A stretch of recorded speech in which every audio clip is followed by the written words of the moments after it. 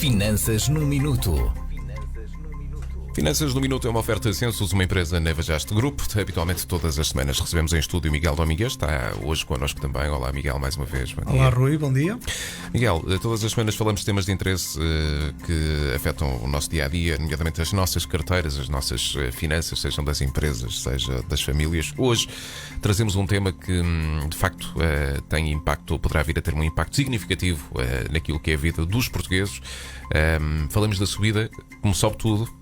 Falamos da eventual subida Das taxas de juros, não é assim? Sim, é uma coisa que ainda não tem impacto direto neste momento, mas que se prevê que irá ter um impacto no futuro e, portanto, como acho que é importante falar nisso, até para aquelas pessoas que têm crédito à habitação e para aquelas que estarão ou que irão pedir o crédito à habitação para estarem prevenidos para este fator, que é uma tendência óbvia que irá acontecer.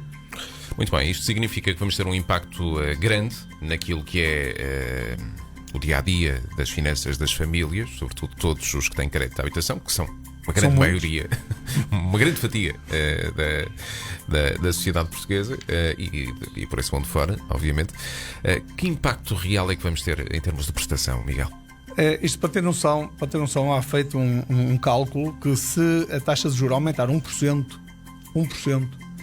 as famílias irão pagar qualquer coisa como mais 61 milhões de euros por mês aos bancos, em termos de taxas de juros. Um impacto real num crédito de habitação de 150 mil euros feito a 30 anos, um impacto de 1% irá representar cerca de 70 euros por mês.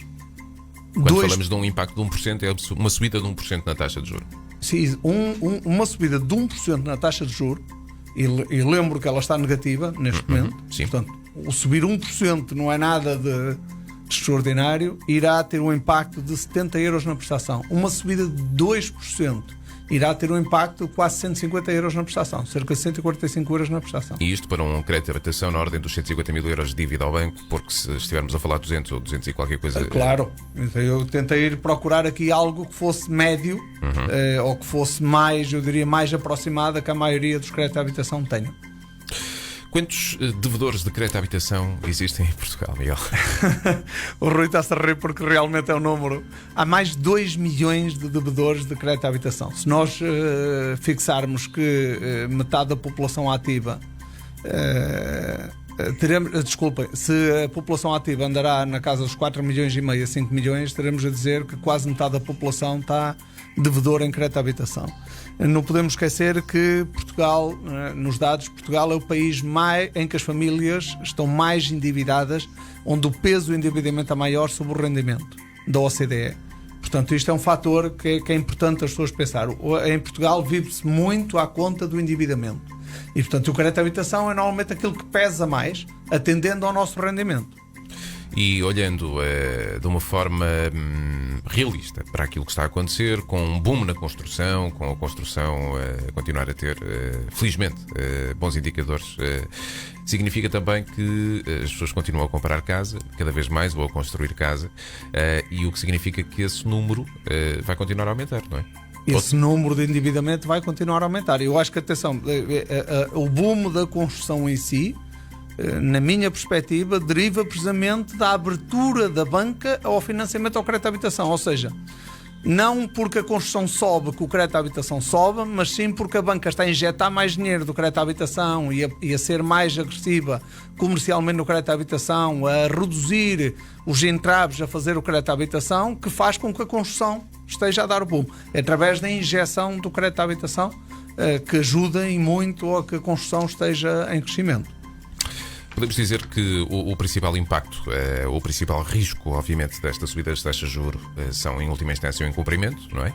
Sim, em última instância, o mais. incumprimento.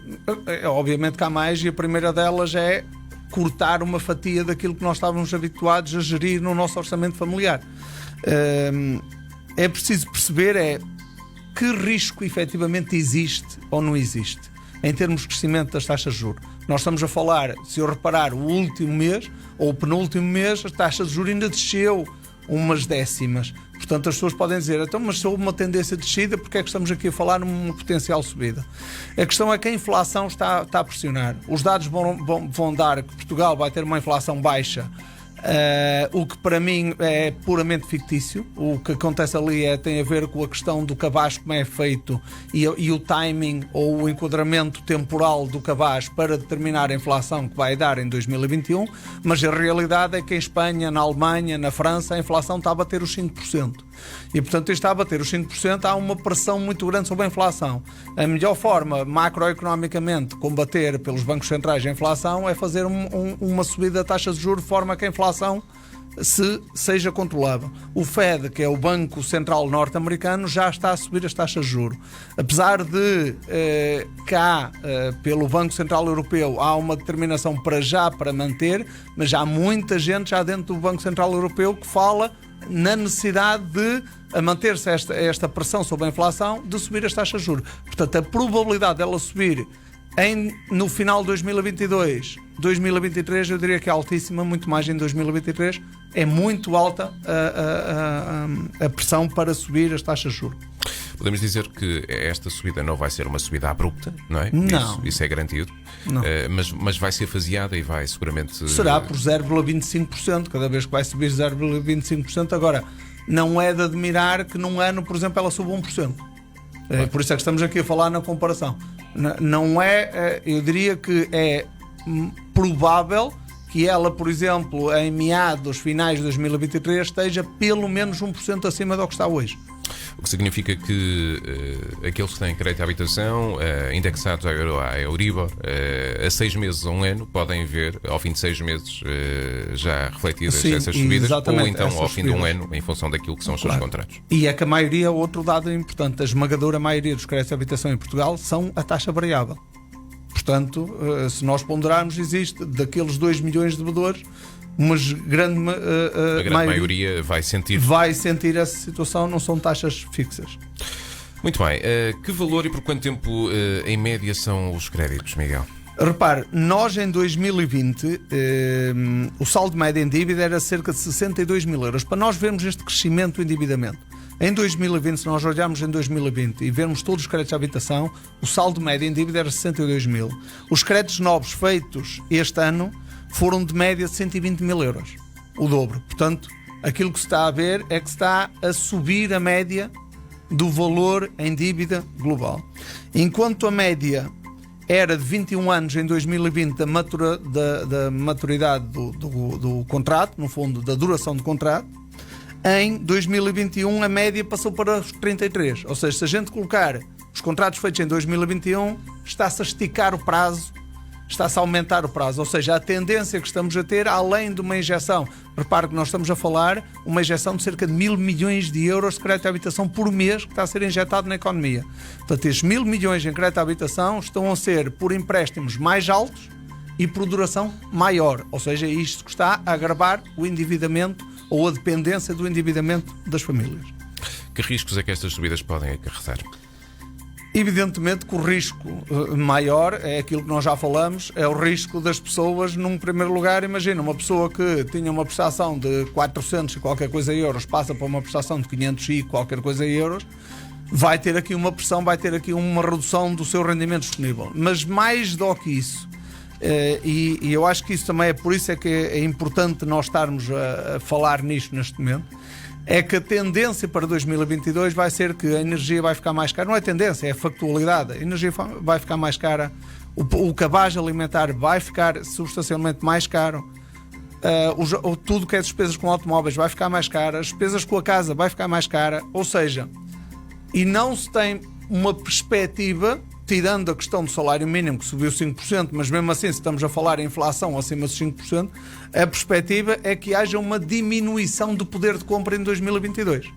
Portanto, com a pressão da inflação, com os salários que não vão acompanhar a inflação este ano, muito possivelmente, vai haver uma pressão sobre o poder de compra, vai haver uma diminuição da capacidade de poder de compra. Se nós a isto agravarmos a taxa de juros, então vai haver aqui duas coisas que vão funcionar contra o nosso rendimento líquido, que é termos que pagar mais pelo empréstimo e termos menos dinheiro disponível porque as nossas despesas normais foram mais caras, e como foram mais caras, o rendimento ocupou-nos mais e o acompanhamento do nosso salário não será previsivelmente equivalente ao valor real da inflação na economia real.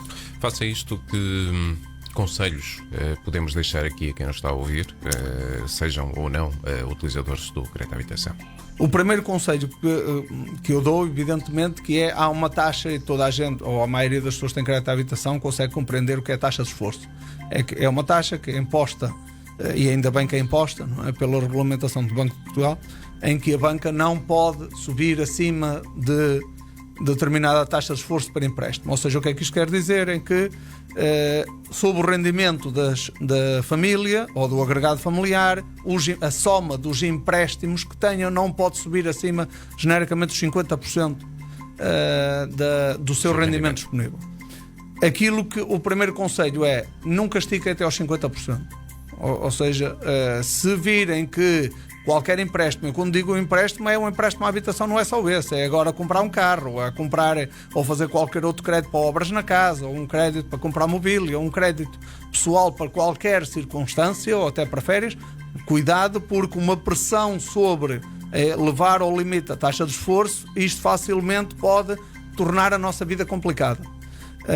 Por exemplo, eu posso dar aqui um conselho, que é: nós devemos fazer o teste se a nossa prestação subisse 50%, ou seja, se eu tivesse uma prestação de 400 euros e ela passasse para 600, o que é que isso me ia afetar no meu rendimento familiar?